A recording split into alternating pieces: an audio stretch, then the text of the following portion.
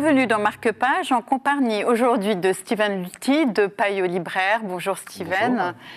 Il est de ces romans dont on a de la peine à abandonner les personnages une fois la dernière page tournée. Confiteor et de cela, semble-t-il. Tout à fait, oui. Non seulement les personnages, mais aussi l'histoire et le fond de l'histoire, en fait. C'est-à-dire qu'on va suivre une histoire, finalement, qui est une confession, dont les personnages, finalement, ne s'excuseront pas, mais ont envie d'être face à une rédemption.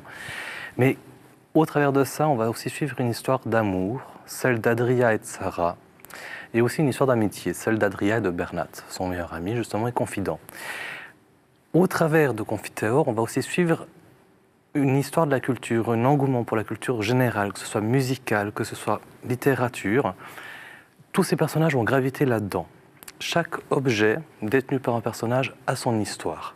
Au travers de l'histoire de l'objet, nous aurons aussi un panorama de l'histoire du mal et de la pensée du mal au travers les siècles et les âges.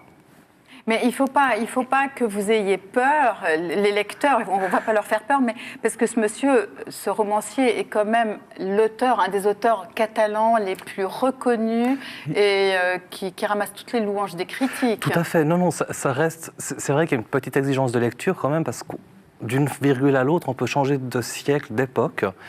Mais hormis ça, le passe prend très vite.